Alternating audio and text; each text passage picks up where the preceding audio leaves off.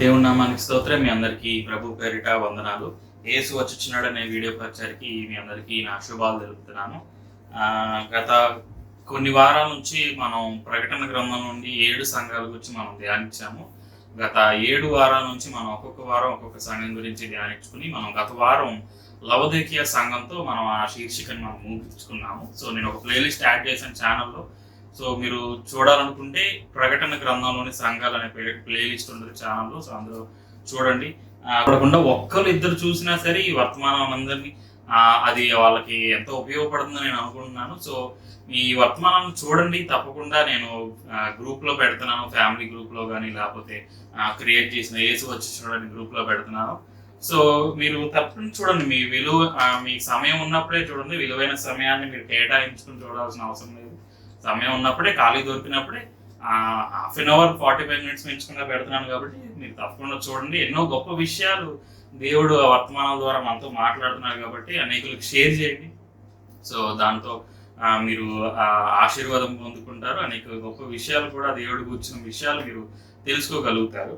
So ఈరోజు మనం ఈ వారం మరొక వర్తమానం మనం స్టార్ట్ చేసుకున్నాము. వర్తమానం అని చెప్పడం కంటే టాపిక్ అనుకోవచ్చు. లేకపోతే ఇంతకుముందు ఎలాగైతే మనం 7 వర్తమానాలు ఒకే టాపిక్ గురించి మనం ధ్యానించుకున్నాము. నేను ఆ వర్తమానాలు ధ్యానించేటప్పుడే నాకు పరిశుద్ధాత్మ దేవుడు ఈ వర్తమానం గురించి ప్రేరేపణ ఇచ్చాడు. దీని గురించి ప్రిపేర్ అయ్యి ఇది చెప్దామని చెప్పి నేను ఇంతకుముందు మీకు చెప్పాను కూడా ఇంతకుముందు వీడియోలో. అదేంటంటే దేవుని యొక్క 7 ఆత్మలు. ఇంతకుముందు నేను ప్రకటన గ్రంథంలో ప్రకటన గ్రంథంలోని సంఘాల గురించి మనం ధ్యానిస్తూ చూడండి. సార్దిస్లో ఉన్న సంఘం గురించి 3వ సంఘం 4వ సంఘం సార్దిస్ సంఘం చూడండి. సార్దిస్లో ఉన్న సంఘం గురించి మనం ధ్యానిస్తూ అక్కడ యేసుక్రీస్తు వారు కూర్చిన 5వ సంఘమైన సార్దిస్ సంఘం గురించి మనం ధ్యానిస్తూ ప్రతి ఒక్క సంఘానికి యేసుక్రీస్తు వారే తన గూర్చి తాను ఈ విధంగా అక్కడ చూడండి పరిచయం చేసుకున్నారు. ప్రతి ఒక్క సంఘానికి యేసుక్రీస్తు వారు ఒక ప్రత్యేకమైన విధానంతో ఆయన పరిచయం చేసుకున్నారు. సో అలాగే సార్దిస్ సంఘం గురించి ఈ విధంగా పరిచయం చేసుకున్నారు అన్నమాట. చూడండి, ప్రకటన గ్రంథం 3వ అధ్యాయం 1వ వచనం అన్నమాట. ప్రకటన గ్రంథం 3వ అధ్యాయం 1వ వచనం చూడండి. నేను చెప్తానండి. 7 నక్షత్రములను దేవుని 7 ఆత్మలను గలవాడు చెప్పు సంగతులు ఏవనగా. ఇవన్నీ ఈ డిస్క్రిప్షన్, ప్రతి ఒక్క డిస్క్రిప్షన్ కూడా లేకపోతే ఎఫెసులో ఉన్న సంఘం గురించి చూస్తే 7 నక్షత్రములు తన కుడి చేత పట్టుకుని 7 దీపస్తంభముల మధ్య సంచరించేవాడు చెప్పు సంగతులు ఏమనగా ఉంది. అంటే ప్రతి ఒక్కటి కూడా యేసుక్రీస్తు వారిని గూర్చిన డిస్క్రిప్షన్, యేసుక్రీస్తు వారిని గూర్చిన పరిచయం. ఆయన తాను అలాగా పరిచయం చేసుకున్నాడు ఆ సంఘానికి. ప్రతి ఒక్క పరిచయం కూడా లేకపోతే ప్రతి ఒక్క వివరణకు కూడా యేసుక్రీస్తు వారిని కూర్చున్న వివరణకి ఒక్కొక్క అర్థం ఉంది. దానికి సంబంధించిన దాని ప్రత్యేకత దానికి ఉంది. ఎందుకు ఆ సంఘంతో ఆ విధంగా పరిచయం చేసుకున్నారు, ఆ డిస్క్రిప్షన్ గానే ఎందుకు, లేకపోతే అలాగనే ఎందుకు దేవుడు తను పరిచయం చేసుకోవాల్సి వచ్చింది అనేది ఆ సంఘ పరిస్థితులు బట్టి ఆ సంఘాల గురించి మనం ధ్యానించినప్పుడు మనం క్లుప్తంగా ధ్యానించుకున్నాము. అయితే ఎందుకో సార్దిస్లో ఉన్న సంఘం గురించి మనం ధ్యానించేటప్పుడు దేవుడు నాకు ఈ దేవుని 7 ఆత్మలు గలవాడు చెప్పే సంగతులు ఏమనగా అన్న దాని మీద పరిశుద్ధాత్మ దేవుడు నన్ను ప్రేరేపించాడు. సో దాని గురించి మనం ధ్యానించుకుందామని నేను ఇంతకుముందు చెప్పాను. సో దేవుని 7 ఆత్మలు అనేది మన టాపిక్. దేవుని యొక్క 7 ఆత్మలు, 7 స్పిరిట్స్ ఆఫ్ గాడ్. ఇక్కడ 7 అనే సంఖ్య ఎందుకు బైబిల్ గ్రంథంలో మనకు ఎక్కువగా కనిపిస్తుంది అంటే 7 లేకపోతే 6 లేకపోతే 40 ఇలా ఏదో సంఖ్యాశాస్త్రం లాగా కాదు, లేకపోతే న్యూమరాలజీ అంతకంటే కాదు. దేవుని దృష్టిలో 7 అనే సంఖ్య దానికి సంబంధించిన ప్రత్యేకత దానికి ఉందన్నమాట. 7 అంటే సంపూర్ణత. 7 అనే సంఖ్య సంపూర్ణతకి పరిపూర్ణతకి సాదృశ్యం. సంపూర్ణత వేరు, పరిపూర్ణత వేరు. సంపూర్ణత అంటే కంప్లీట్. ఇప్పుడు ఒక పరీక్ష ఉందనుకోండి, పరీక్షలో 10 ప్రశ్నలు ఉన్నాయి. 10 ప్రశ్నలకి 10 ప్రశ్నలు అటెంప్ట్ చేశారనుకోండి, దాన్ని ఏమంటారు? పరీక్ష సంపూర్ణంగా రాశారు, కంప్లీట్ గా రాశారు. టైం సరిపోయింది, 10కి 10 రాశారు అని అర్థం. కానీ 10కి 10 కరెక్ట్ అవుతాయా? అవ్వకపోవచ్చు. 10లో 8 కరెక్ట్ అవ్వచ్చు, 9 కరెక్ట్ అవ్వచ్చు, 1, 2 కరెక్ట్ అవ్వచ్చు. 10కి 10 కరెక్ట్ అయితే 10కి 10 కరెక్ట్ అయ్యి 10కి ఆ ప్రశ్నకి ఎన్ని మార్కులు ఉన్నాయి? 10 మార్కులు ఉన్నాయి అనుకున్నాం. ఒక్కొక్క ప్రశ్న ఒక్కొక్క మార్కు. 10కి 10 మార్కులు వచ్చినాయి అనుకోండి, దాన్ని ఏమంటారు? పరిపూర్ణత అంటారు. సంపూర్ణత అంటే ఏంటంటే కంప్లీట్నెస్ ని సంపూర్ణత అంటారు. పరిపూర్ణత అంటే పర్ఫెక్షన్. దేవుని దృష్టిలో పర్ఫెక్ట్ అన్నమాట. ఇంకా దాన్ని మించింది ఏది లేదు. కొన్ని చూస్తే దీన్ని పర్ఫెక్ట్ గా ఉంది అంటారు. ఇప్పుడు కొలబద్ద ఉందనుకోండి, లేకపోతే స్కేల్ ఉందనుకోండి, దాంతో మనం ఏదైనా చూసినప్పుడు 1 మిల్లీమీటర్, ఒకటి 3.2 లేకపోతే 3.2 మిల్లీమీటర్లు అలా ఉందనుకోండి, అది పరిపూర్ణంగా ఉన్నట్ట లేదు కదా. కరెక్ట్ గా 3 లేకపోతే 5 సెంటీమీటర్లు లేకపోతే ఒక పరిమాణం మనం కొలిచేటప్పుడు అది పరిపూర్ణంగా ఉందా లేదా అని చెప్పి, ఒక గోడ కట్టేవారు చూడండి, అది కరెక్ట్ పర్ఫెక్ట్ గా ఉండాలి. ఒక ఇటుకు కూడా అటు ఇటుగా ఉండకూడదు, లేకపోతే గోడ పడిపోద్ది అనమాట. లేకపోతే ఆ గోడ వచ్చిన దాన్ని బట్టి మొత్తం దాని యొక్క స్ట్రక్చరే మారిపోతుంది, దాని యొక్క ఆకారమే మారిపోద్ది అనమాట. సో పరిపూర్ణత అనేది దానికి 7కి ఉన్న ప్రత్యేకత. పరిపూర్ణత లేకపోతే సంపూర్ణత అనేది 7కు ప్రత్యేకత. అందుకని 7 ఆత్మలు అని ప్రకటన గ్రంథంలోనే మనం 7ను గుర్చిన సంఖ్య ఎక్కువగా చూసుకుంటాం. బైబిల్ గ్రంథంలో చూసుకుంటే మొత్తం 511 వచనాల్లో 7 అనే మాట రాయబడి ఉంది. పాత నిబంధన కొత్త నిబంధన చూసుకుంటే మొత్తం 511 వచనాల్లో 7 అనే మాట రాయబడి ఉంది. సో ఈ 7 ఎందుకు ఎక్కువగా 7 అనేది ప్రస్తావించారంటే, చెప్పాను కదా నేను, 7 అంటే దేవుని దృష్టిలో అది పరిపూర్ణం, కంప్లీట్నెస్. ఏదన్నా విషయాన్ని వివరించడానికి 7 విషయాలుగా వివరిస్తే దాన్ని కంప్లీట్ గా దాన్ని వివరించినట్టు, లేకపోతే దాంట్లో ధ్యానించినట్టు అనమాట. సో ఈ ప్రకటన గ్రంథంలో ఎక్కువగా 7 గురించి చూస్తాం. 7 దీపస్తంభాలు, 7 నక్షత్రాలు, దేవుని 7 ఆత్మలు, లేకపోతే 7 దూతలు, 7 పాత్రలు, 7 తెగుళ్ళు, ఇవన్నీ 7 అనే మాట ఎక్కువగా ప్రకటన గ్రంథంలో చూసుకుంటాం అనమాట. సో ఇది ఈ దేవుని యొక్క 7 ఆత్మలు అని అర్థం. ఈ దేవుని యొక్క 7 ఆత్మలు గలవాడంటే ఎవరు? యేసుక్రీస్తు వారు దేవుని యొక్క 7 ఆత్మలు గలవాడు అని అర్థం. అంటే ఈ 7 రకాలైన ఆత్మలు ఉన్నాయా అని కాదు ఇక్కడ అర్థం. అంటే 7 రకమైన ఆత్మలు ఉన్నాయి, 7 సపరేట్ ఆత్మలు అని కాదు. కానీ 7 ఆత్మలు అంటే ఆ ఆత్మకు ఉన్న ఒక సపరేట్ గుణం, లేకపోతే ఒక ఆత్మకు ఉన్న ఒక ప్రత్యేకమైన లక్షణం. అది 7 ఆత్మలు అని అంటారు అనమాట. 7 డిఫరెంట్ ఆత్మలు ఉన్నాయని కాదు అక్కడ అర్థం. ఇప్పుడు మనం దేవుని లక్షణాలు ఇంతకుముందు మనం ధ్యానించినప్పుడు ఒక్కొక్క లక్షణం మనం ధ్యానించాం. దేవుడు పరిశుద్ధుడని, పాపం లేనివాడని, దేవుడు సర్వజ్ఞుడు అంటే సకలము ఎరిగిన వాడని, తర్వాత దేవుడు ఆయన ఉగ్రుడు రౌద్రుడు అంటే ఆయన పాపాన్ని సహించడు అని చెప్పి మనం చదువుకున్నాం. లేకపోతే ఇంకా అలా దేవునికి వచ్చిన లక్షణాలు మనం అలా ధ్యానిస్తూ దేవుడికి ఉండే లక్షణాలు, అలాగే దేవుడికి ఎలాగైతే లక్షణం, ఇప్పుడు ఒక మనిషికి ప్రతి ఒక్కరికి ఒక లక్షణం ఉంటుంది అన్నమాట. ప్రతి ఒక్కరికి కొన్ని లక్షణాలు ఉంటాయి. అలాగే దేవునికి కూడా కొన్ని లక్షణాలు ఉన్నాయి, కొన్ని గుణగణాలు ఉన్నాయి.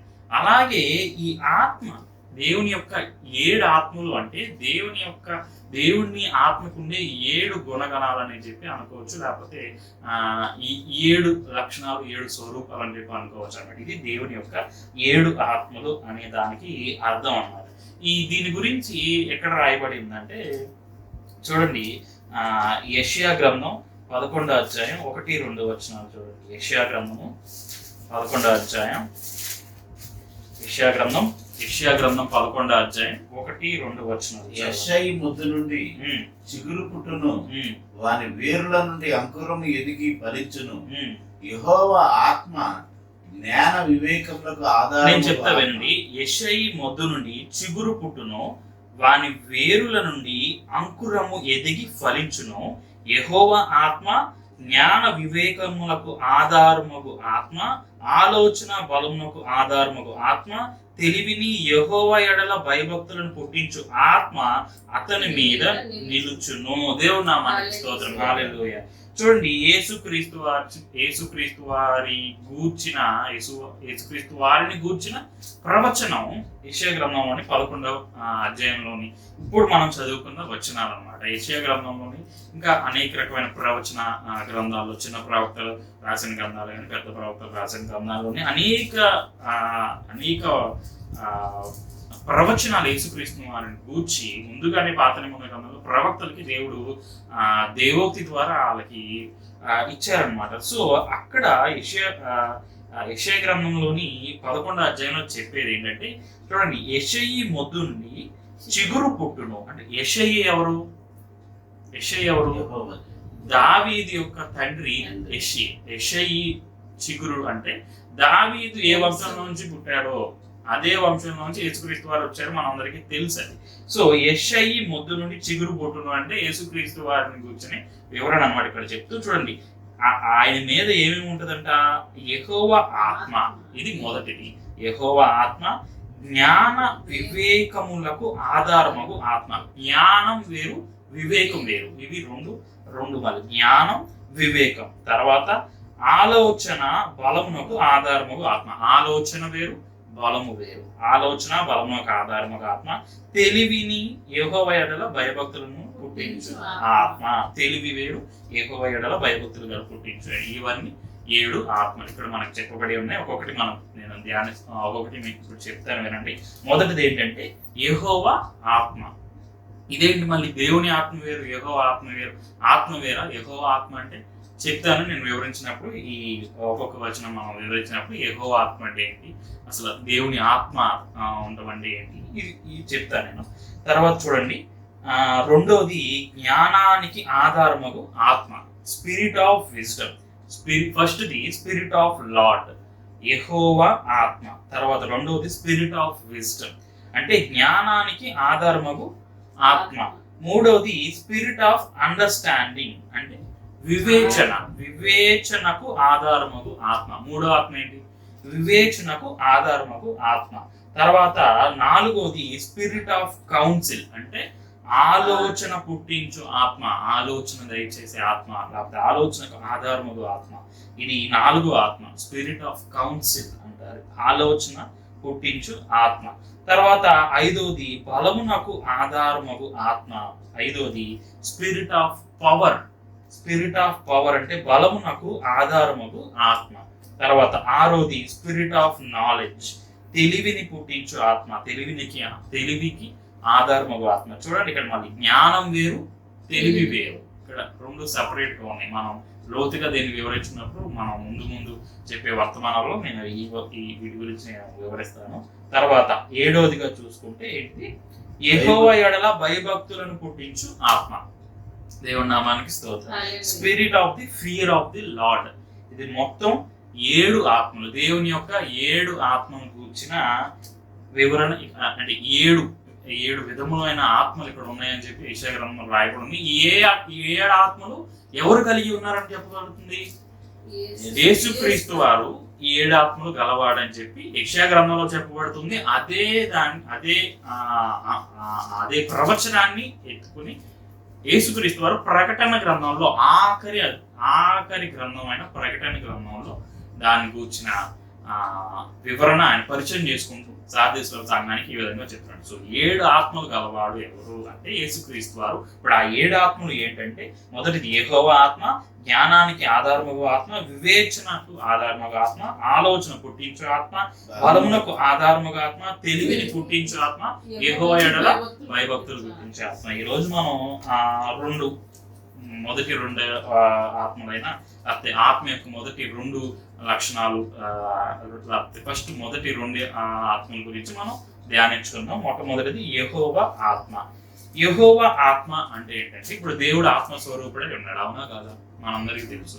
దేవుడు త్రియేక దేవుడు అంటే తండ్రి, కుమార, పరిశుద్ధాత్మ దేవుడు. అంటే తండ్రికి కుమారుడు, పరిశుద్ధాత్మ దేవుడు కూడా ఒకరే. కానీ వాళ్ళ ముగ్గురు కూడా ఆత్మరూపులుగా ఉంటారు. మీకు అర్థమవుతుంది, జాగ్రత్తగా వినండి. ముగ్గురు ఒకలే, ముగ్గురు ఆత్మరూపులుగానే ఉంటారు. యెహోవా దేవుడిని ఎవరైనా చూడగలరా? తండ్రి అయిన యెహోవా దేవుడిని ఎవరైనా చూడగలరా? చూడలేదు. మరి యెహోవా దేవుడు పాత నిబంధన గ్రంథంలో భక్తులతో ఏ విధంగా మాట్లాడారు? ఆత్మరూపులుగా మాట్లాడారు. సో ఆయన ఆత్మరూప, ఆయన దాన్ని యెహోవా ఆత్మ అంటారు, యెహోవా ఆత్మ. తర్వాత యేసుక్రీస్తు వారు ఆత్మరూపులుగా యేసుక్రీస్తు వారు కూడా మాట్లాడారు. ఎవరితో? యేసుక్రీస్తు వారు చనిపోయి తిరిగి లేచిన తర్వాత అనేకులకి పరిచయం అయ్యారు, అనేకులకి ఆయన చూశారు, శరీరరీతిగా చూశారు, ఆయన ఆత్మరూపులుగా కూడా చూశారు ఆయన. తర్వాత పరిశుద్ధాత్మ అంటే మనందరికీ తెలుసు, ఇప్పటికీ పరిశుద్ధాత్మ మనల్ని నడిపిస్తూ ఉన్నాడు అనమాట. పరిశుద్ధాత్మ కోసం ఎప్పుడైతే మేడగడిలో వాళ్ళందరూ పరిశుద్ధాత్మ కోసం ఆయన ఆరోహం వెళ్ళిపోయిన తర్వాత పరిశుద్ధాత్మ ద్వారా ఆయన దిగి వచ్చారు. పరిశుద్ధాత్మ ఇప్పుడు మనల్ని నడిపిస్తుంది, పరిశుద్ధాత్మ కలిగింది. ఇది దేవుని యొక్క 3 ఆత్మ, త్రియేక దేవుడు ఒకడే, కానీ దేవుడి యొక్క 3 డిఫరెంట్ ఫార్మ్స్, రూపాలు అనుకోవచ్చు. అయితే యెహోవా ఆత్మ అంటే తండ్రి యొక్క దేవుని ఆత్మ. చూడండి, అన్నిటికంటే మొట్టమొదటి గ్రంథం మొట్టమొదటి అధ్యాయం మొట్టమొదటి వచనంలోనే దీని గురించి రాసి ఉంది. చూడండి, ఆదికాండము 1వ అధ్యాయం 1వ వచనం. ఆదియందు దేవుడు భూమి ఆకాశమును సృజించెను, భూమి నిరాకారముగాను శూన్యముగాను ఉండెను, చీకటి అగాధ జలముల పైన కమ్మి ఉండెను, దేవుని ఆత్మ జలములపై అల్లాడుచుండెను. దేవుని నామానికి స్తోత్రం, హల్లెలూయా. చూడండి, ఇదే దేవుని ఆత్మ అని, యెహోవా ఆత్మ అంటే ఇదే దేవుని యొక్క ఆత్మ జలములపై అల్లాడుచుండెను. ఏమీ లేనప్పుడు కూడా, శూన్యములో కూడా దేవుని ఆత్మ ఉందన్నమాట. దేవుని ఆత్మ వలనే సమస్తము కలిగినని కూడా బైబిల్ గ్రంథం చెప్పబడుతూ ఉందన్నమాట. చూడండి, దేవుని యొక్క ఆత్మ, యెహోవా ఆత్మ అంటే దేవుని ఆత్మ. చూడండి, ఆది అందు దేవుడు భూమి ఆకాశము సృజించిన, ఎప్పుడైతే దేవుడు భూమి ఆకాశం సృజించనో, చూడండి, భూమి నిరాకారంగా శూన్యంగా ఉందంట, చీకటి అగాధ జలములపై కమ్మి ఉండెను, దేవుని యొక్క ఆత్మ జలములపై అల్లాడుచూ ఉండెను అంట. ఎప్పుడైతే ఆ చీకటి భూమి అంతా చీకటి కమ్మి ఉందో, లేకపోతే అప్పటికి ఇంకా దేవుడు చీకటిని వెలుగుని వేర్పరచలేదు, అంతా కూడా చీకటి జలాలు, అగాధ జలాలు ఉన్నాయి, వాటి మీద దేవుని యొక్క ఆత్మ అల్లాడుచూ తిరుగుచూ ఉందన్నమాట. సో ఇది దేవుని యొక్క ఆత్మ. తర్వాత చూడండి, ఈ దేవుని యొక్క ఆత్మే మత్తయి సువార్త 3వ అధ్యాయం 16వ వచనం చూడండి. మత్తయి సువార్త 3వ అధ్యాయం 16వ వచనం. యేసుక్రీస్తు వారి మీదకి పావురం రూపంలో దిగి వచ్చినట్టు మనం చూస్తాం అన్నమాట. చూడండి, మత్తయి సువార్త 3వ అధ్యాయం 16వ వచనం. యేసు బాప్తిసం పొందిన వెంటనే నేలలో నుండి ఒడ్డునకు వచ్చెను, ఇదిగో ఆకాశం తెరవబడెను, దేవుని ఆత్మ పావురము వలె దిగి తన మీదకి వచ్చేట్టు చూచిన. ఇక్కడ పరిశుద్ధాత్మ అని రాశారా, దేవుని యొక్క ఆత్మ అని రాశారా? మనం అంటే దేవుని ఆత్మ పావురము వలె దిగి తన మీదకి వచ్చుట చూచెను. చూడండి, దేవుని నామానికి స్తోత్రం, హల్లెలూయా. చూడండి, దేవుని యొక్క ఆత్మ యేసుక్రీస్తు వారి మీదకి దిగి రావటం అక్కడ ఉన్న వాళ్ళు అందరూ చూస్తున్నారు అనమాట. ఆయన ఎప్పుడైతే బాప్తిసం పొందారో, బాప్తిసం పొందంగానే ఆకాశం తెరవబడి ఆకాశంలో నుంచి దేవుని యొక్క ఆత్మ పావురము వలె యేసుక్రీస్తు వారి మీదకి దిగి వచ్చింది. సో అక్కడ నుంచి దేవుడు ఆ స్వరంతో మాట్లాడుతున్నాడు ఆకాశం, ఇదిగో ఈయనే నా ప్రియకుమారుడు, ఈయన యందు నేను ఆనందించున్నానని ఒక శబ్దము ఆకాశం నుండి వచ్చింది అనమాట. ఎందుకంటే దేవుని యొక్క 7 ఆత్మలు కలిగిన వాడు. ఇక్కడ ఫస్ట్ దేవుని యొక్క ఆత్మ, యెహోవా ఆత్మ యేసుక్రీస్తు వారు కలిగిన, యేసుక్రీస్తు వారి మీద దిగి రావడం చూస్తాం. తర్వాత ఆయన జ్ఞానానికి జ్ఞానాధారముగా ఆత్మని ఆయన ఉపయోగించడం మనం చూస్తాం. సాతాన్ని ఎప్పుడైతే యేసుక్రీస్తు మనం శోధించాడో, ఆయన జ్ఞానాత్మ కలిగి, లేకపోతే వివేచనాత్మ కలిగి ఆయన సాతాన్ని ఎదిరించి సాతానికి సమాధానం చెప్పడానికి. సాతాను కూడా చాలా వాడేం తెలివి తక్కువడు కాదండి, దేవుడి కంటే కొంచెం కానీ తక్కువగా వాడు ఉన్నాడు. వాడు యేసుక్రీస్తు వారిని శోధించాలంటే వాడికి ఎంత జ్ఞానం కావాలి మీరు ఆలోచించండి.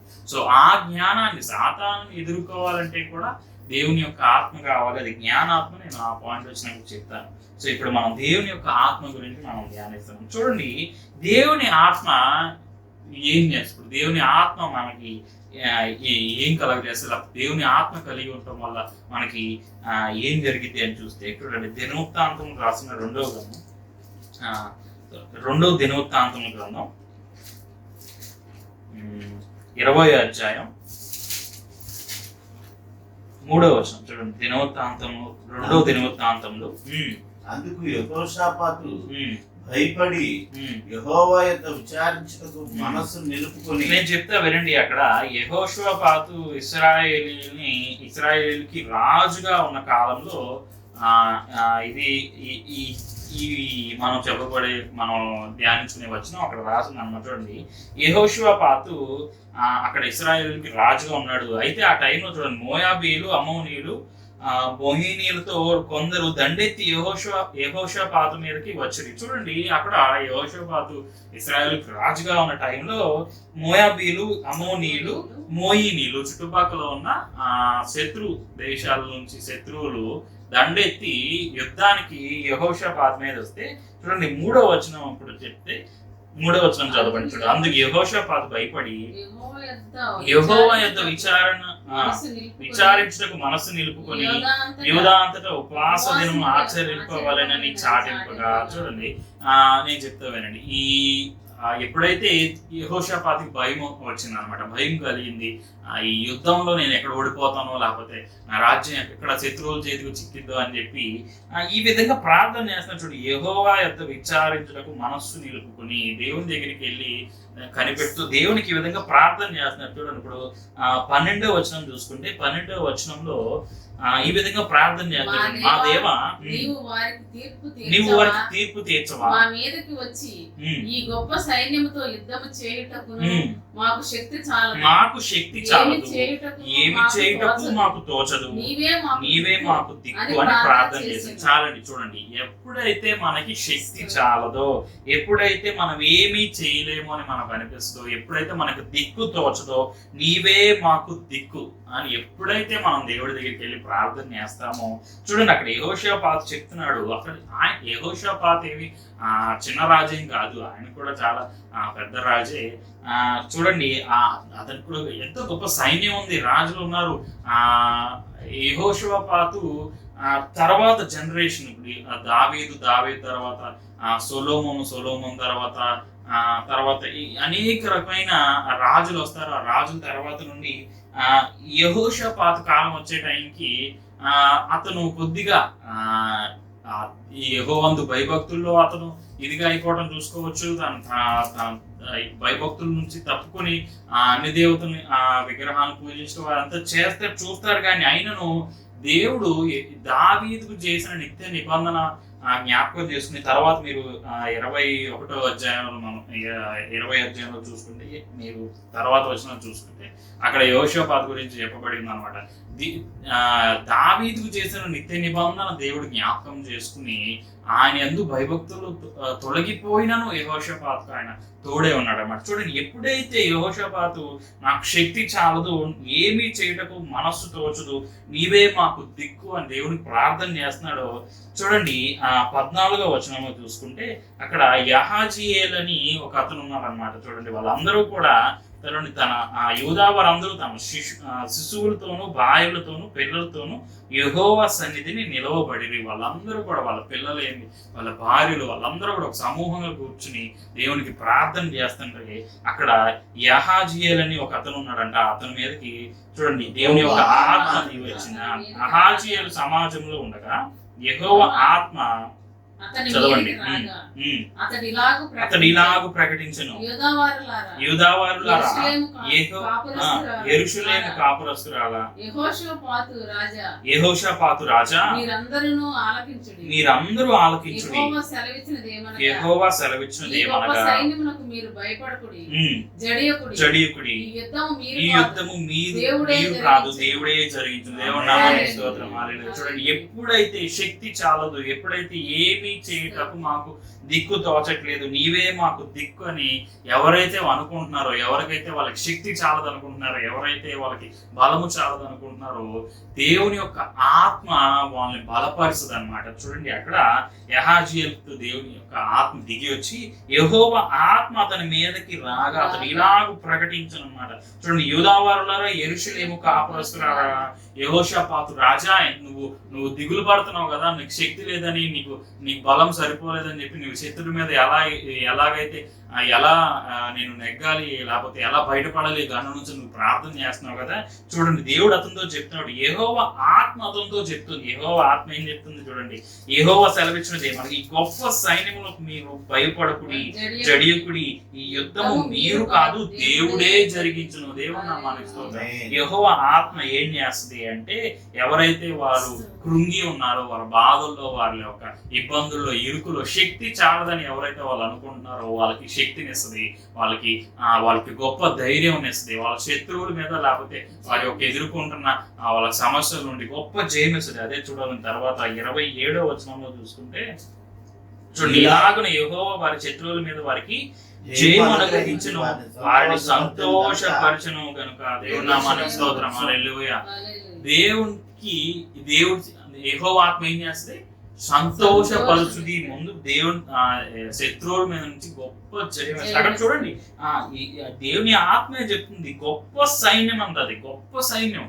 అయినా మన సైన్యములకు అధిపతి దేవుడు ముందు, దేవుని యొక్క ఆత్మ ముందు ఏ ఒక్క గొప్ప సైన్యం కూడా, ఏ ఒక్క సమస్య లేకపోతే ఏ ఒక్క ఇరికి ఇబ్బంది కూడా అది దానికి సరిపోదు అనమాట. దేవుని యొక్క ఆత్మ అంత గొప్పది. చూడండి, భయపడకుడి, జడియకుడి, యుద్ధము మీరు కాదు దేవుడే జరిగించిన వాళ్ళకి అభయం ఇస్తుంది అనమాట. యెహోవా ఆత్మ ఎవరైతే కలిగి ఉంటారో వాళ్ళకు గొప్ప ధైర్యంతో, గొప్ప నిబ్బరం కలిగి ఉంటారనమాట. సో అంతేకాదు వాళ్ళు సంతోషపరిచిందంట. దేవుని యొక్క ఆత్మ శత్రువుల మీద జయాన్ని ఇచ్చి వాళ్ళ యొక్క సంతోషానికి కారణమైంది. ఇది దేవుని యొక్క ఆత్మ, ఇది యెహోవా ఆత్మ, ఇది మొదటి ఆత్మ. తర్వాత చూడండి, యెషయా గ్రంథం 61వ అధ్యాయం ఇంకేం చేస్తుందో చూడండి దీని యొక్క ఆత్మ. యెషయా గ్రంథం 61వ అధ్యాయం 1 నుంచి 3 వచనాలు చదవండి. యెషయా గ్రంథం ఆత్మ నా మీదకి వచ్చి ఉన్నది, దీనులకు సువార్తమానం ప్రకటించుటకు యెహోవా నన్ను అభిషేకించెను, నలిగిన హృదయము గల వారిని దృఢపరచుటకును, చెరలోనున్న వారికి విడుదలను, బంధింపబడిన వారికి విముక్తిని ప్రకటించుటకును. చూడండి, చాలండి, ఈ ప్రభువుకు యెహోవా ఆత్మ నా మీదకి వచ్చి ఉన్నది అంట.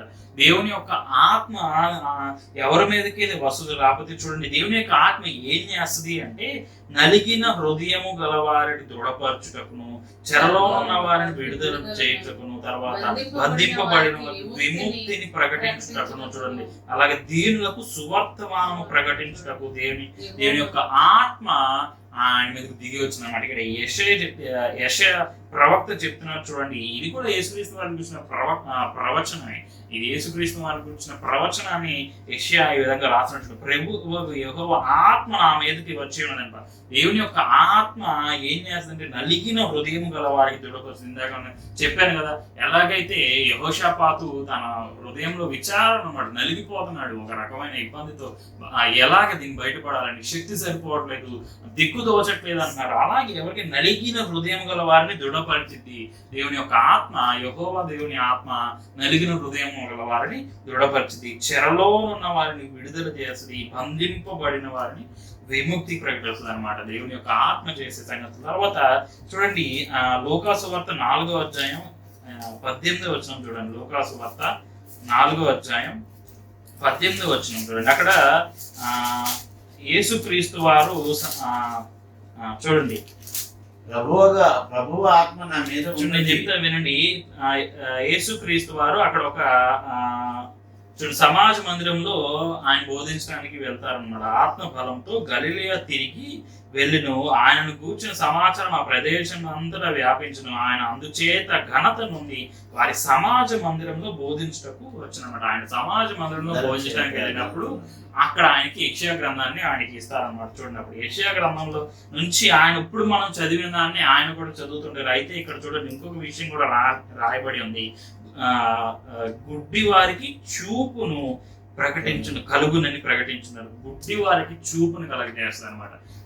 ఇదే వచనం మనం ఇక్కడ చదువుకుంటే, నలిగిన హృదయులకి రాకపోతే చదవండి యెషయా గ్రంథం 61వ అధ్యాయం. దృఢపరచునట్లు, చెరలో ఉన్న వారిని బంధించుటకు, విముక్తిని ప్రకటించుటకును, దీనులకు సువార్తమానం ప్రకటించిన, అలాగే గుడ్డి వారికి చూపును కలగచేస్తుంది అన్నమాట. గుడ్డి వారంటే భౌతికంగా గుడ్డివారు కాదు, శారీరకంగా గుడ్డివారు కాదు. ఎవరైతే ఆత్మలో గుడ్డితనంలో ఉన్నారో, వాళ్ళు గ్రహించలేకపోతున్నారో వాళ్ళకి చూపుని కలగజేస్తారన్నమాట. దేవుని యొక్క ఆత్మ, యెహోవా ఆత్మ అన్నమాట. గుడ్డి వారికి, ఆత్మీయ గుడ్డితనం కలిగిన వారికి దృష్టిని కలగజేస్తారు అన్నమాట. ఇది దేవుని యొక్క ఆత్మ. తర్వాత చూడండి, కొరింథీయులకు రాసిన మొదటి పత్రిక 2వ అధ్యాయం 16వ వచనం మనకి పౌలు గారు అన్నారు. చూడండి, ఈ ఆత్మ మనం కలిగి ఉన్నారన్నమాట. చూడండి, కొరింథీయులకు రాసిన మొదటి పత్రిక 2వ అధ్యాయం 16వ వచనం. ప్రభు మనస్సును ఎరిగి ఆయనకు బోధింపగలవాడెవడు? కాదండి, కొరింథీయులకు రాసిన మొదటి పత్రిక 2వ అధ్యాయం 16వ వచనం చూడండి. మీరు దేవుని ఆలయమై ఉన్నారని, దేవుని ఆత్మ మీలో నివసించుచున్నాడని మీరు ఎరుగురా. చూడండి, దేవునికి మనం ఆలయమై ఉన్నాం. కొరింథీయులకు రాసిన మొదటి పత్రిక 3వ అధ్యాయం 16వ వచనం. 3వ అధ్యాయం 16వ వచనం చూసుకోండి. మీరు దేవుని ఆలయమై ఉన్నారని, దేవుని ఆత్మ మీలో నివసించున్నాడని. మనం అందరం కూడా దేవుని యొక్క ఆలయమై ఉన్నాం అన్నమాట. దేవుని యొక్క ఆలయమై మనం ఉన్నాం. దేవుని ఆత్మ మనలో నివసించాలన్నమాట. ఎప్పుడైతే మనం దేవునికి ఆలయంగా ఉంటామో అప్పుడు దేవుని ఆత్మ మనలో నివసించింది. అంతేగా మనం పాపానికి చోటించి మన లోకానుసారంగా బ్రతికితే దేవుని ఆత్మ మనలో ఉండదు. యెహోవా దేవుని యొక్క ఆత్మ మనకు బలాన్ని ఇచ్చే ఆత్మ, మనకి ధైర్యాన్ని ఇచ్చే ఆత్మ, మన శత్రువుల నుంచి విడుదలనిచ్చే ఆత్మ, మన ఆత్మీయ గుడితనం నుంచి మనకు చూపరిచ్చే ఆత్మ మనలో ఉండదు. ఎప్పుడు ఉండదు? మనం దేవునికి ఆలయంగా ఉండకపోతే మనం శరీరాన్ని, అందుకే ఆలయాన్ని పరిగొట్టండి, నేను 3 రోజుల్లో కడతానంటే శరీరం అనే ఆలయం దేవుని గురించి దేవుడు మాట్లాడతాడు. అంటే శరీరం ఆలయముగా ఉన్నది. ఈ ఆలయంలో దేవుని యొక్క ఆత్మ ఉండాలంటే ముందు మనం శరీరానుసారమైన విషయాలు, భౌతిక విషయాలని మనం విడిచిపెడితే మన శరీరాన్ని లేకపోతే మన శరీరం ఒక శరీరం అనే మన మందిరాల్లోకి దేవుని యొక్క ఆత్మను మనం ఇన్వైట్ చేస్తే, లేకపోతే దేవుని యొక్క ఆత్మను మనం ఆహ్వానిస్తే, దేవుని యొక్క ఆత్మ ఏమేం చేస్తుందంటే దేవుని ఆత్మ మనకి బలాన్ని కలగజేస్తే, దేవుని ఆత్మ మనకి శక్తిని, ధైర్యాన్ని ఇస్తే, మన గుడ్డితనం నుంచి మనకి వెలుగును, చూపును కలగజేస్తున్నారు. ఇది మొదటి పాయింట్ అన్నమాట. దేవుని యెహోవా ఆత్మ, దేవుని యొక్క ఆత్మ. చూడండి, రెండవది జ్ఞానానికి ఆధారమగు ఆత్మ. రెండవది స్పిరిట్ ఆఫ్ విజ్డమ్, జ్ఞానానికి ఆధారమగు ఆత్మ. లేకపోతే ఆత్మ యొక్క రెండవ లక్షణం, 7 ఆత్మల్లో రెండవ ఆత్మ అని కూడా చెప్పుకోవచ్చు. జ్ఞానానికి ఆధారమగు ఆత్మ. చూడండి, ద్వితీయోపదేశకాండం 34వ అధ్యాయం 9వ వచనం. నేను 3 వ్యక్తులు చూపిస్తాను. ఎవరైతే దేవుని యొక్క జ్ఞానాత్మ కలిగి గొప్ప కార్యాలు చేశారో 3 వ్యక్తులు చూస్తున్నాం. తన చేతులను నూను కుమారుడైన యెహోషువ మీద ఉంచి గనుక అతడు జీవాత్మ పూర్ణుడై కాబట్టి ఇశ్రాయేలు అతని మీద అతని మాట విని యెహోవా మోషేకు ఆజ్ఞాపించిన. చూడండి, అక్కడ అప్పుడు వరకు నడిపించిన నాయకుడు మోషే తన యొక్క యాత్రను ముగించుకుని తన యొక్క అప్పటి వరకు అంతకాలం అన్ని సంవత్సరాలు తను నడిపించిన ఇశ్రాయేలీల్ని ఆయన విడిచిపెట్టి నాయకత్వాన్ని యెహోషువకి అప్పగిస్తున్నాను అన్నమాట. చూడండి, యెహోషువకి అప్పగిస్తూ యెహోషువ మరి అప్పటి వరకు మోషే నడిపించాడు, మోషేకి తోడై ఉన్నాడు కదా దేవుడు. మరి మోషేకి ఇచ్చిన జ్ఞానం చూడండి, 5 గ్రంథాలు, ఈ మొదటి ధర్మశాస్త్రం 5 గ్రంథాలు కూడా ఎవరు రాశారు? మోషేనే రాశాడు. మోషేకి ఆ జ్ఞానాన్ని దేవుడు ఇచ్చారు అన్నమాట. ఆత్మలో మోషే రాశాడు. ఇప్పుడు మరి ఇశ్రాయేల్ ప్రజల్ని మోషే అంతకాలం ఇశ్రాయేల్ నడిపించుకుని వచ్చాడు. తన కనాన్ దేశం తను చూడలేకపోయాడు. కనాన్ దేశాన్ని తన ప్రజలను తీసుకువెళ్ళలేకపోయాడు. సో మరి అలాంటప్పుడు దేవుని యొక్క ఇశ్రాయేల్ ప్రజలకు ఒక కొత్త నాయకత్వం అవసరమైంది. అలాంటి సమయంలో యెహోషువ మీద తను చెయ్యి ఉంచి తను ప్రార్థన చేసినప్పుడు చూడండి, జ్ఞానాత్మ పూర్ణుడయ్యాడంట. చూడండి, గొప్ప కార్యము తర్వాత మనం యెహోషువ తన జీవితంలో చేయటం మనం చూస్తాం అన్నమాట. ఇశ్రాయేల్ ప్రజల్ని వాగ్దాత దేశంలో నడిపించడమే కాదు, అనేకమైన శత్రువుల చేతిలో నుంచి, అనేక సైన్యముల నుంచి ఇశ్రాయేల్ని విడిపించాడు. ఇది యెహోషువకి ఏది తోడై ఉంది? దేవుని యొక్క జ్ఞానాత్మ తోడై ఉంది, జ్ఞానాత్మ. తర్వాత చూడండి, ఇంకొక వ్యక్తిని మీకు చూపిస్తాను. దానియేలు గ్రంథం 5వ అధ్యాయం 11వ వచనం చూడండి. దానియేలు గ్రంథం 5వ అధ్యాయం 11వ వచనం చూడండి. నీ రాజ్యములో ఒక మనుష్యుడున్నాడు, అతడు పరిశుద్ధ దేవతల ఆత్మ గలవాడు.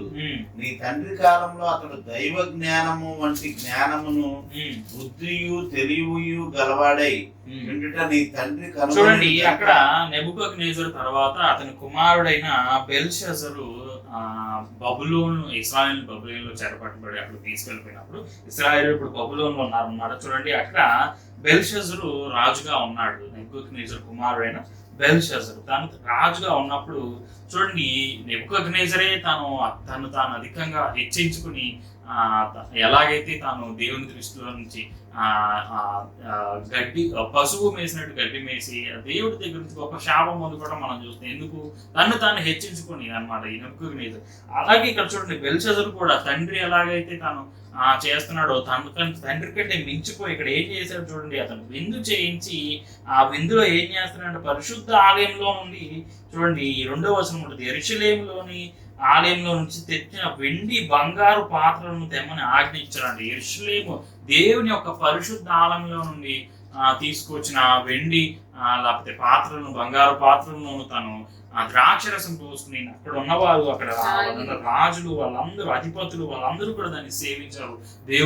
దేవుని ఊరుకుంటారు. దేవుని ఒక ఉగ్రత అక్కడ వస్తుంది. మన తర్వాత చూస్తున్నారు చూడండి, ఆ గడియలోనే మానవ హస్తపు వేళ్ళు కనబడి దీపము దగ్గర రాజు యొక్క నగరు గోడ పూత మీద ఏదో ఒక రాత రాసింది. చూడండి, మానవ అరచేతి లాగా అక్కడ ఒక ఆకారం కనపడి అక్కడ ఉన్న రాజు గోడ మీద ఏదో ఆకారం చూస్తున్నాడు. చూడండి, అది చూడంగానే తన మొహం వికారం అవుతుంది అన్నమాట. అప్పటి వరకు ఉన్న ఆనందం అంతా పోయింది. చూడండి, అక్కడ వణికిపోతున్నాడు అంట. చూడండి, తర్వాత చదవండి 6వ వచనం, అతని ముఖము వికారం ఆయన, అతని మనస్సునందు కలవరపడగా అతను నడుమును కీళ్ళ వదిలి అతని మోకాలు గడగడ వణుకుచూ కొట్టుకుంటున్నాడు. చూడండి, మరి అంత భయం ఎందుకు? మోకాలు షేకింగ్ వచ్చేస్తుంది అన్నమాట. భయపడిపోతున్నాడు. మరి తను చేసిన పని ఏంటి? రాజ్యమంతా దండోరా ఇచ్చాడు. ఎవరన్నా శకునగాళ్ళు ఉన్నారేమో, లేకపోతే జ్ఞానం కలిగిన వాళ్ళు ఉన్నారేమో, లేకపోతే మంత్రగాళ్ళు ఉన్నారేమో. ఆ రాత ఎవరికి అర్థం కావట్లా. మరి సో ఆ రాత ఎవరికి అర్థం కాకపోతే అప్పుడు చూడండి రాణి చెప్తుంది. ఇప్పుడు చదవండి ఆ వచనం చూడండి. నీ రాజ్యంలో ఒక మనుషుడున్నాడు, అతడు చూడండి, నీ రాజ్యంలో ఒక మనుషున్నాడు, అతడు పరిశుద్ధ దేవతల ఆత్మ గలవాడు. నీ తండ్రి కాలంలో అతడు దైవ జ్ఞానం వంటి జ్ఞానము బుద్ధియు తెలివియు గలవాడై ఉండుట నీ తండ్రి కనుగొను. గనుక నీ తండ్రి అయిన రాజుకు నెబుకద్నెజరు శకునము కాండలను చాలండి. చూడండి, అక్కడ దానియేలు గురించి చెప్తున్నాడు డిస్క్రిప్షన్. అతని గురించి చెప్తూ రాణి చెప్తున్నాడు, ఎందుకు నీ మొహం ఇంత వికారం చేసుకుంటూ నీ మొహం చూడలేకపోతున్నావయ్యా? చూడండి, నీ తండ్రి టైంలో నీ తండ్రి నెబుకద్నెజరు పరిపాలించిన టైంలో చూడండి ఒక మనుష్యుడు ఉన్నాడంట, అతను పరిశుద్ధ దేవతల ఆత్మ గలవాడు. పరిశుద్ధ దేవతల ఆత్మ ఏంటి? ఏ ఒక్క దేవుడు లేడు. ఒక పరిశుద్ధ దేవుడు అంటే దేవుడు యెహోవా దేవుడైన ఆయన దేవుడు ఒక్కడే పరిశుద్ధమైన దేవుడు అనమాట. ఆయన గురించి చెప్తూ చూస్తూ చూడండి, ఆయన దేవతల ఆత్మ గలవాడు. నీ తండ్రి కాలంలో అతడు దైవ జ్ఞానం వంటి జ్ఞానము బుద్ధియు తెలివి గలవాడే. దానియేలు కూడా దేవుని యొక్క జ్ఞానం కలిగిన వాడు, జ్ఞానాత్మ కలిగిన వాడు. సో దానియేలు పిలిపించాడు. తర్వాత దానియేలు దాన్ని చదివాడు. మెనే టెకెలు ఫార్సినెస్ అని చదివాడు. అంటే నేను క్లాస్ లో చూసినప్పుడు నువ్వు తక్కువగా కనిపించావు అని చెప్పి రాజుకి చెప్పాడు అన్నమాట. చూడండి, దానియేలు గొప్ప ప్రవక్త. దానియేలు ప్రకటన గ్రంథంలో చెప్పబడిన విషయాలని దానియేలు ముందే తన గ్రంథంలో లిఖితం చేశాడు అన్నమాట. భవిష్యత్తులో జరిగే సంఘటనలన్నింటినీ కూడా దానియేలు తన యొక్క గ్రంథంలో అన్ని రాసి దేని వల్ల కలిగింది? దేవుని యొక్క జ్ఞానాత్మ వల్ల కలిగింది. ఎప్పుడైతే దేవుని యొక్క జ్ఞానాత్మ కలిగి ఉంటామో అలాంటి గొప్ప కార్యములు మనం చేయగలుగుతాం చూస్తున్నాం ఈ భక్తుల్లో. తర్వాత ఇంకొక వ్యక్తి ఉన్నాడు చూడండి, నిర్గమాకాండము 28వ అధ్యాయం 3వ వచనం చూడండి. నిర్గమాకాండము దేవుని యొక్క జ్ఞానాత్మ కలిగిన వ్యక్తి ఇంకొక అతను ఉన్నాడు చూడండి. నిర్గమాకాండం 28వ అధ్యాయం 3వ వచనం. అహరోను నాకు యాజకుడగునట్లు నీవు అతని ప్రతిష్ఠించుటకు కుట్టుటకై నేను జ్ఞానాత్మతో నింపిన హృదయాలందరికీ ఆజ్ఞయిము. చాలండి, చూడండి, జ్ఞానాత్మతో నింపిన వివేక హృదయాలు. చూడండి, ఇక్కడ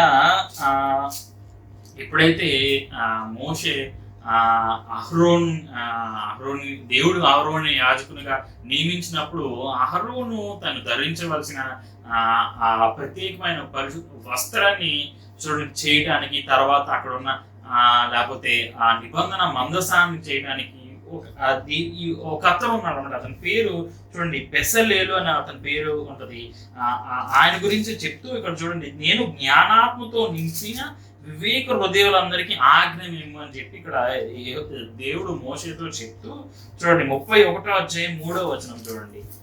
31వ అధ్యాయం 3వ వచనం చూడండి, విచిత్రమైన పనులు కల్పించుటకు బంగారుతోను వెండితోను ఇత్తడితోను పనిచేయుటకును పొదుగుటకై రత్నములను సానబెట్టుటకు కర్రను కోసి చెక్కుటకు సమస్త విధములైన పనులు చేయుటకు జ్ఞాన విద్య వివేకములు సమస్తమైన పనులు నేర్పును వానికి కలుగునట్లు వారిని దేవుని ఆత్మ పూర్ణునిగా చేసినట్టు దేవుని నామానికి స్తోత్రం. దేవుని ఆత్మ అంట చూడండి ఈ పనులన్నీ చేయడానికి విచిత్రమైన పనులు అని చెప్పి దాని గురించి రాసం అన్నమాట. ఆ బంగారంని వెండిని ఇప్పటి వరకు మరి దేవుడు చెప్పేవన్నీ దేవుడు ఒక టైప్ ఆఫ్ ఇన్స్ట్రక్షన్స్ ఇచ్చాడనమాట. ఇవన్నీ కూడా ఇశ్రాయేలు ప్రజలకి ఏ విధంగా అయితే దేవుడు ఇశ్రాయేలు ప్రజల మధ్యలో ఉండి వాళ్ళని నడిపించాలని చెప్పి కోరుకున్నప్పుడు ఆయన ఉండడానికి నిబంధన మందసం కావాల్సి వచ్చింది. మరి ఆ నిబంధన మందసం చేయడానికి దేవుడు ఉండే నిబంధన మందసం ఏ విధంగా పడితే ఆ విధంగా చేయడానికి వీలు పడదండి. దాని ఒక చాలా ఇన్స్ట్రక్షన్స్, దాని యొక్క డైమెన్షన్స్ అవన్నీ కూడా కొలతలు అవన్నీ కూడా దేవుడు మోషేకి ఇచ్చి ఆ మోషే చేత చేయమనలేదు అనమాట. ఇక్కడ చూడండి బెసలేలు అని చెప్పి 35వ అధ్యాయం 31వ వచనం చూడండి. యెహోవా ఊరు కుమారుడును హూరు మనుషుడైన బెసలేలను పేరు పెట్టి పిలిచి విచిత్రమైన పనులను కల్పించుటకు బంగారుతోనూ వెండితోనూ ఇత్తడితోనూ పనిచేయుటకు రత్నములను సానబెట్టి పొదుగుటకు చెక్కుటకును విచిత్రమైన పనులన్నిటినీ చేయుటకు వారికి ప్రజ్ఞ వివేక జ్ఞానములు కలుగునట్లు దేవుని ఆత్మ వారిని నింపెను. దేవుని ఆత్మతో, ఇదే ఆత్మ జ్ఞాన వివేకం కలుగచేసే ఆత్మ. చూడండి ఇది అప్పుడు ఆ విచిత్రమైన పనులన్నీ కూడా చేయడానికి, దేవుడు చెప్పిన పనులన్నిటినీ కూడా చేయడానికి ఏ మనుషుడి వల్ల కాదనమాట. అందుకని ఆ మనుషుణ్ణి బెసలేదనే ఆ మనుషుణ్ణి దేవుడు జ్ఞానాత్మతో నింపడం మనం చూస్తాం అన్నమాట. ఈ జ్ఞానాత్మ మనల్ని ఎప్పుడైతే బెసలేలను నింపిందో ఈ పనులన్నిటినీ దేవుడు ఆజ్ఞాపించిన అన్నిటినీ కూడా అతను చేయిస్తాం మనం చూస్తామన్నమాట. ఇది దేవుని యొక్క జ్ఞాన ఆత్మ. ఇది జ్ఞాన ఆత్మ ఎవరైతే ఉన్నారో వాళ్ళు గొప్ప కార్యములు జ్ఞానం కలిగి ఉంటారు అన్నమాట. లోక సంబంధించిన జ్ఞానం కాదు, ఇది దేవుడు అనుగ్రహించే జ్ఞానం, ఇది మరుగైన జ్ఞానం అని పౌలు గారు అంటారు అన్నమాట. చూడండి కొరింథీయులకు రాసిన మొదటి పత్రిక 2వ అధ్యాయం 5, 6, 7 వచనాలు చదవండి. కొరింథీయులకు రాసిన మొదటి పత్రిక.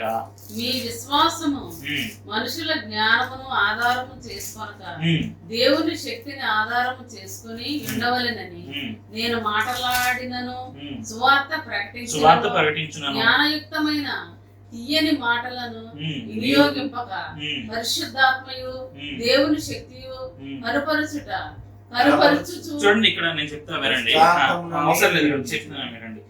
పౌలు గారు ఇక్కడ కొరింథీ సంఘానికి ఉత్తరం రాస్తూ కొరింథీ సంఘంతో చెప్తున్నారు. చూడండి, ఆయన ఎప్పుడు సువార్త ప్రకటించినా లేకపోతే ఏం చేసినా కూడా ఆయన ఏం చేశారంటే ఆయన జ్ఞానయుక్తమైన తీయని మాటలు వినియోగించలేదంట. అంటే లోక సంబంధమైన జ్ఞానయుక్తమైన మాటలు ఈరోజు చాలా మంది అలా ప్రసంగం చేయకూడదని నేను అనట్లేదు, అలా చేయటం తప్పు అని కూడా నేను అనట్లేదు. కొంతమంది ప్రసంగాల్లో చాలా వాళ్ళ ప్రసంగం దైవ సేవకులు కానివ్వండి, లేకపోతే ఎక్కువగా స్పీకర్లు అనుకోవచ్చు, లేకపోతే రాజకీయ నాయకులు మనం బాగా ఎగ్జాంపుల్ గా చెప్పుకోవచ్చు. వాళ్ళ ప్రసంగాలు వింటే చాలా యుక్తమైన మాటలు, లేకపోతే ఏమంటారు ప్రాసతో కూడిన మాటలు అన్నమాట. అవి వినటానికి చాలా వినసంపుగా ఉంటాయి. అయితే పౌలు గారు అంటున్నాడు చూడండి, అటువంటి తీయని మాటలు అంటే అవి చూడండి జ్ఞానయుక్తమైన తీయని మాటలు వినియోగింపక పరిశుద్ధాత్మ దేవుని శక్తి కనపరచు దృష్టాంతము వలనే వినియోగించును. చూడండి, అప్పటికప్పుడు దేవుడు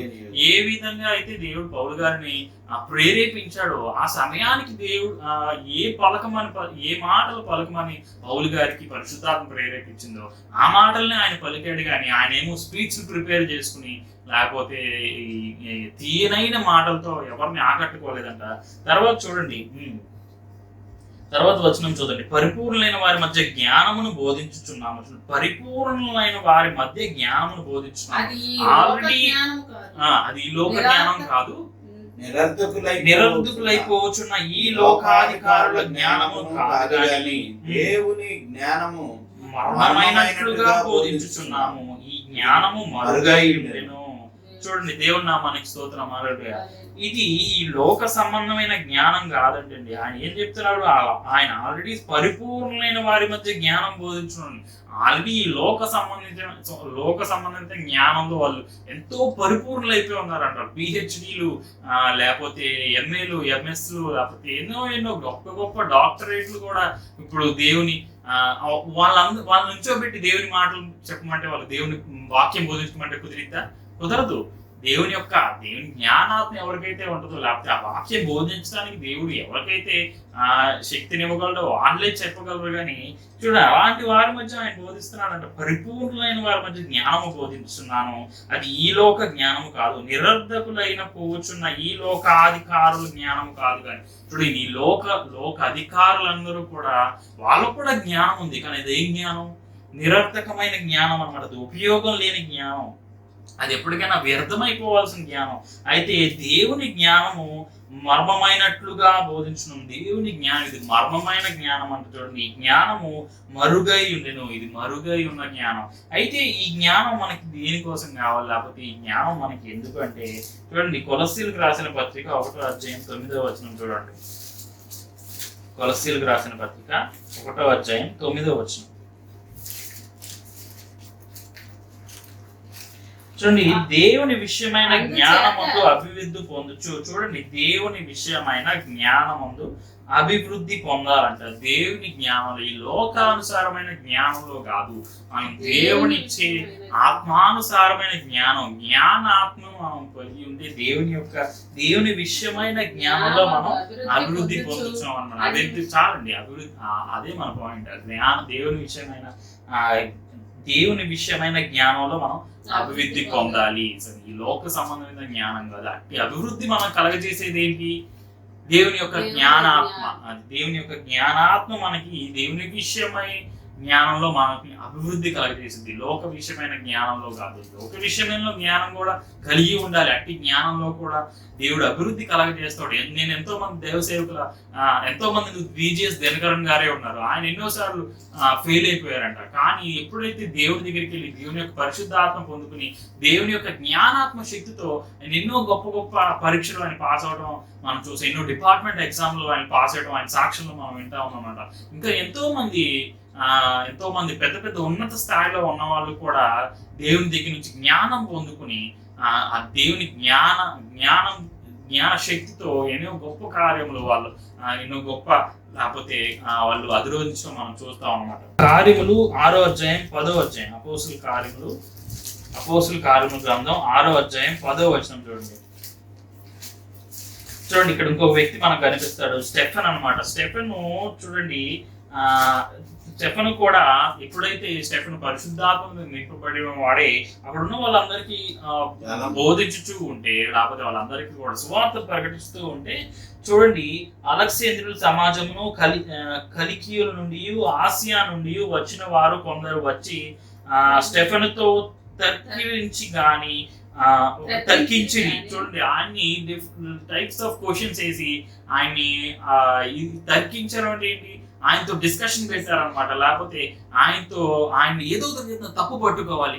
వీడేంటి నిన్నగా మొన్న వచ్చి ఏదో పెద్ద ప్రసంగాలు చేస్తున్నాడు అని చెప్పి ఏ విధంగా అయితే యేసుక్రీస్తు వారిని ఇందాక నేను చెప్పాను కదా, ఏ విధంగా అయితే యేసుక్రీస్తు వారిని సాతాను గడు శోధించాడో చూడండి.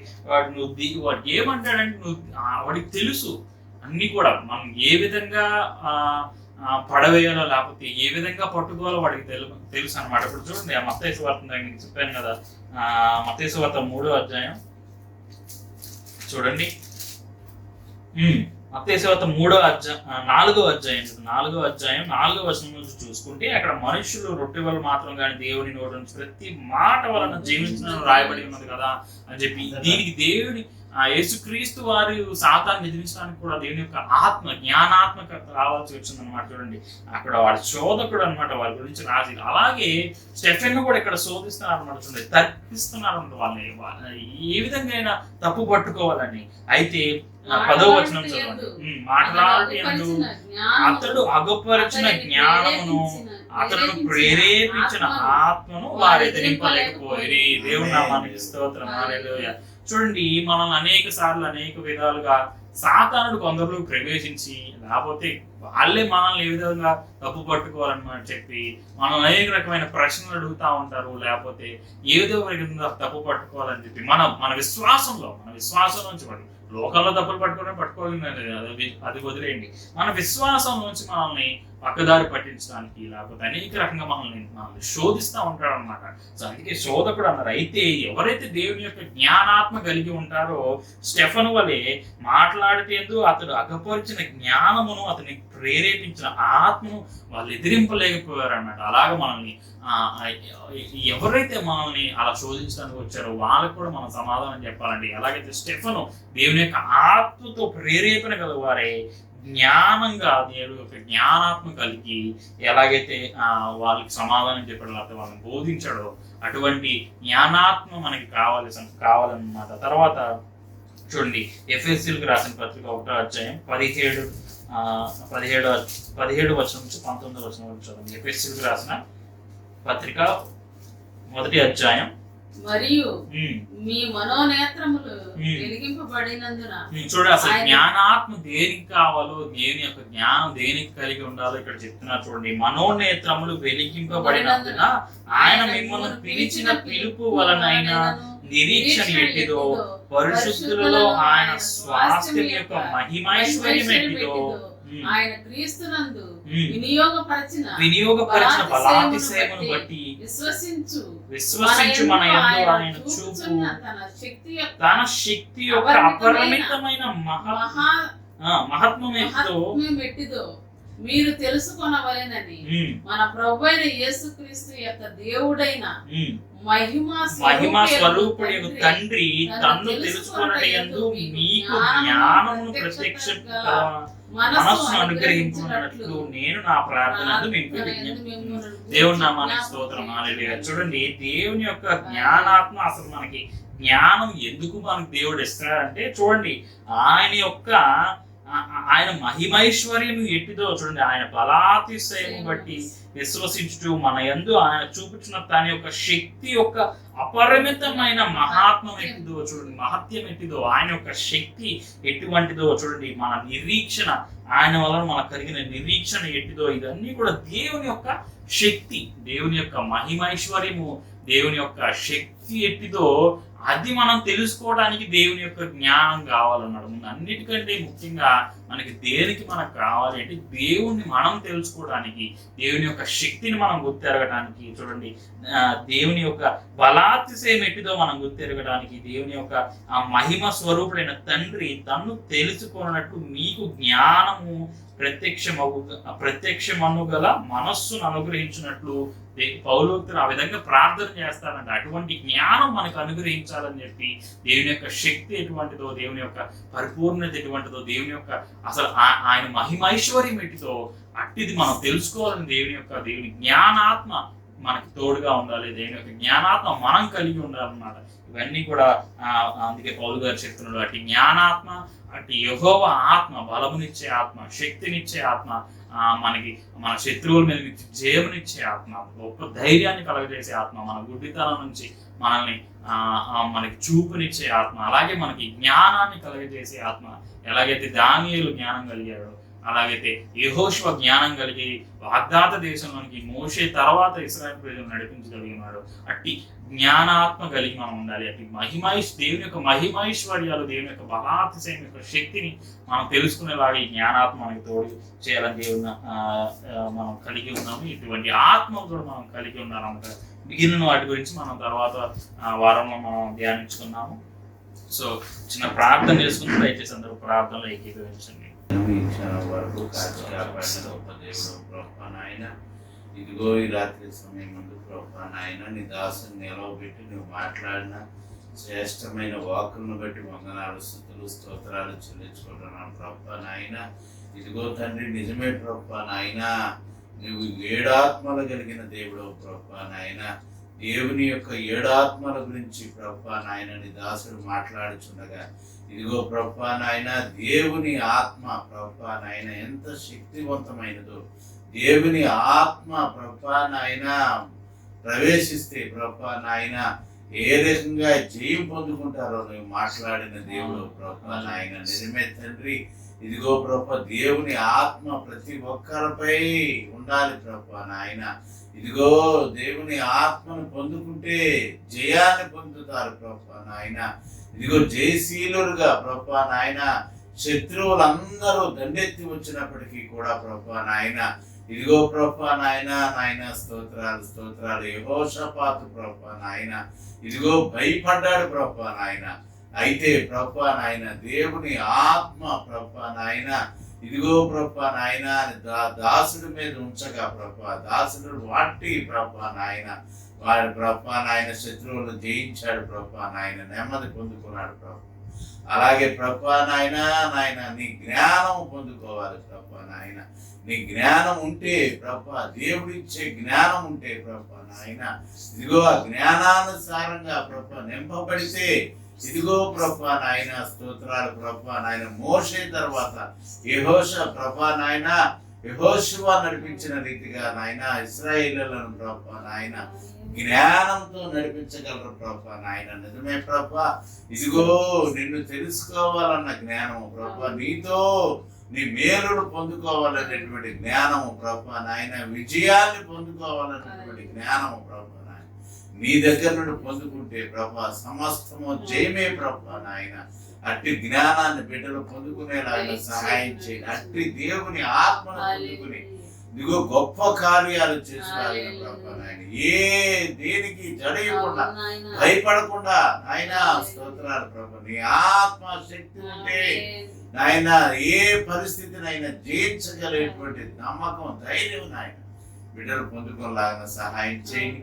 ఈ వర్తమానం ప్రభా ఇంకా మాట్లాడబోచుండగా ప్రభా నాయన ప్రతి వర్తమానాన్ని హృదయాల్లో పదిలపరుచుకొని అనేక మందికి తెలియపరిచి ప్రభా నాయన ఇదిగో ప్రతి బిడ్డ మేలు పొందుకొని నీ బిడ్డలుగా రక్షణ పొందుకొని మార్పుని పొందుకొని నాయన స్తోత్రాలు ప్రభా గొప్ప కార్యాలు చేయలాగిన కడ వరకు నమ్మకంగా నీతో నడుచు బిడ్డలుగా బిడ్డలు నిలవబెట్టమని ప్రభా నాయన. ఈ హృదయాన్ని బిడ్డల హృదయాలు ప్రభా నాయన ప్రభా ఈ వాక్యాన్ని హృదయాల్లో పదిలపరిచి ఇదిగో నీవే నాయన బిడ్డలకు తోడు నీడుగా ఉండి నీ మేలు ఆశీర్వాదాలు నిండుగా పొందుకొనలాగిన ఇదిగో మాట్లాడిన దాసుని మరింతగా అభిషేకించి బలంగా వాడుకోమని ఈ రాత్రికాల సమయం ఉంది దీనుడు చేసిన ప్రార్థన ఆలకించమని ప్రభువైన యేసుక్రీస్తు నామమున వేడుకుంటున్నాం తండ్రి. దేవుని నామమునకు స్తోత్రం. మీ అందరికీ నా వందనాలు. మరొక వారం మిగిలిన ఆత్మ గురించి మనం ధ్యానించుకుందాం. అందువరకు మీ దేవుడు మిమ్మల్ని దీవించిన గాక. ఆమేన్.